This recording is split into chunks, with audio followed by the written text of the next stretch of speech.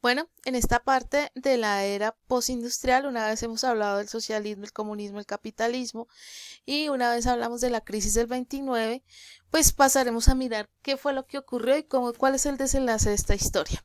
Bien, bueno, como ya vieron, del 29 al 45 el ambiente en Estados Unidos es de recesión, es de guerra y bien se va a crear uno de los inventos más cuestionables del capitalismo, el estado de bienestar.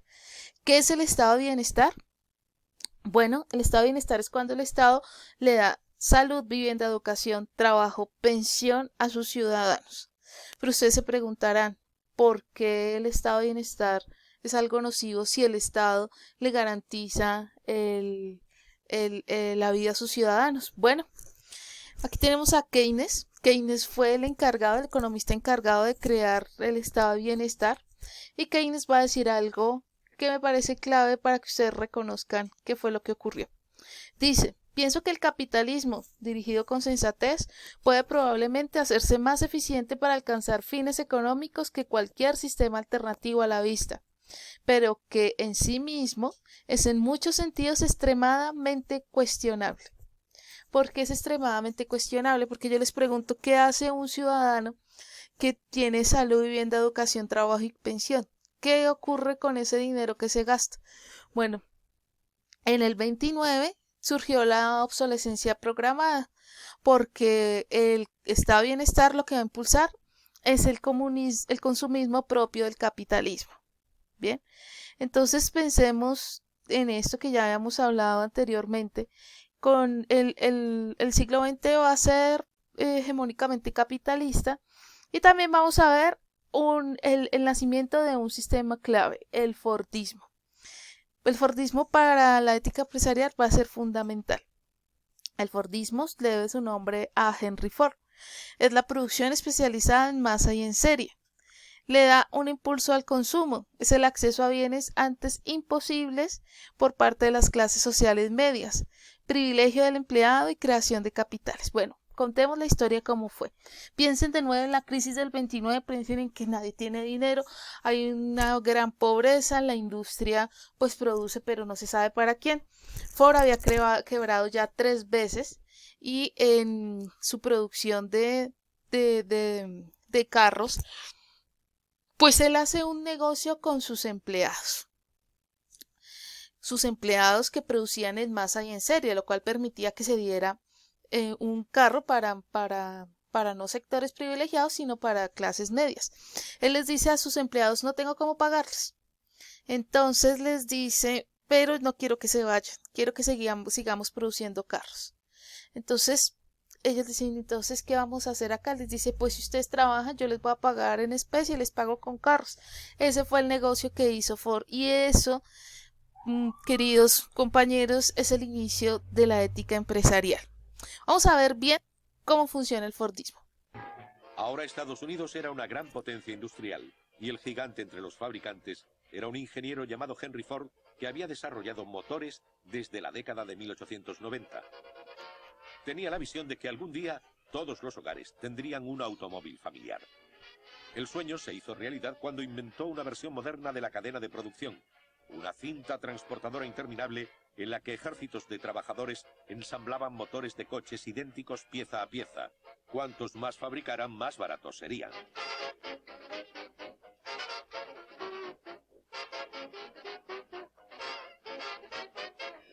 Cuando Ford introdujo su sistema en 1913, se empleaban 12 horas y media en montar un solo coche. A finales de los años 20 salía de su fábrica un modelo T cada 24 segundos.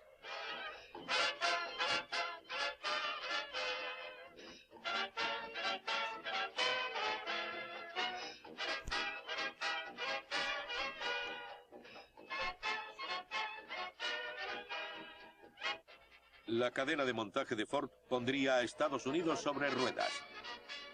El modelo T o Tin Lizzy, como se llamaba cariñosamente, cambió la vida y cambió Estados Unidos.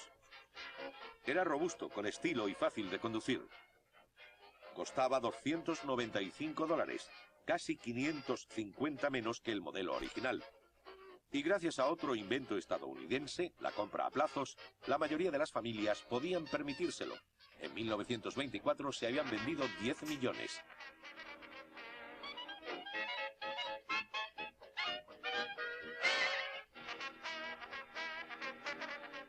La industria del automóvil tenía un impacto enorme en la economía de Estados Unidos. Impulsó la oleada de construcción de carreteras más veloz de la historia. En una década, los caminos de tierra serían reemplazados por carreteras de asfalto que se extendieron por todo Estados Unidos.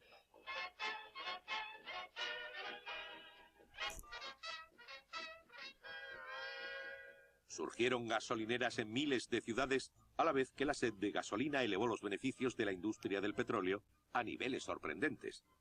La industria del automóvil empleaba el 96% del petróleo de la nación, el 80% del caucho y el 20% del acero. En 1928 había 9 automóviles por cada 10 familias. La fabricación en serie aceleró la producción y redujo sus costes. Henry Ford declaró que era el Mesías de los negocios. Un Mesías que sin duda llevaba un traje confeccionado en serie, ya que los empresarios textiles norteamericanos habían sustituido las prendas hechas a medida por la confección fabricada para todas las tallas, edades y presupuestos. Los salarios de los obreros subieron drásticamente y con menor carga impositiva todos los hogares tenían más poder adquisitivo. Bien, entonces ya podemos evidenciar qué es el Fordismo, pero piensen que después de la crisis no había entonces cómo pagar. Entonces Henry Ford hace algo maravilloso, entre comillas, que no ocurrió en el siglo XIX, y fue desplazar el centro de la fábrica en el capital al empleador. Eso es lo que va a generar los diferentes tipos de capital. Aquí los vemos. Gracias a que se le da un privilegio tremendamente amplio al trabajador y una importancia amplia al trabajador, pues queda claro que el capital humano, el capital social, va a ser la base de las empresas, de las fábricas.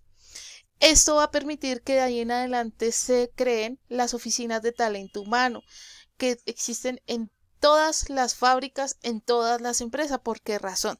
Porque el discurso que se mueve necesariamente va a estar centrado en que lo más importante de la empresa no es el dinero, es el trabajador. Bien, ahora, las empresas van a desarrollar otro tipo de capital.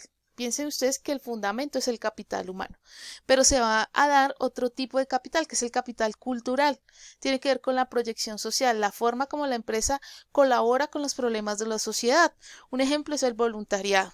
El capital cultural es cuando las empresas dicen, bueno, nosotros nos vamos a preocupar por la gente que le pone el alma, como dice por ahí un eslogan, sin esperar absolutamente nada a cambio. Ese es el capital cultural. Y ustedes dirán, ¿para qué una empresa invierte tanto en la sociedad? Porque, ojo, en esto no se gana un solo peso. Cosas como un techo para mi país, el voluntariado, todo eso tiene que ver con el capital cultural. Digamos que Henry Ford es el pionero del asunto porque dice, bueno, las empresas vamos a hacer algo por la sociedad sin esperar absolutamente nada a cambio. Eso va a gestar lo que se conoce como el capital simbólico. ¿Y qué quiere decir? Que lo más importante, lo más valioso de una empresa va a ser la forma como el capital humano y el capital cultural redundan en su buena imagen. Eso se va a llamar el capital simbólico. Entre mejor capital simbólico tenga una empresa, quiere decir que está gestionando bien el capital cultural y el capital humano. Capital simbólico, entonces recuerden, excelente imagen.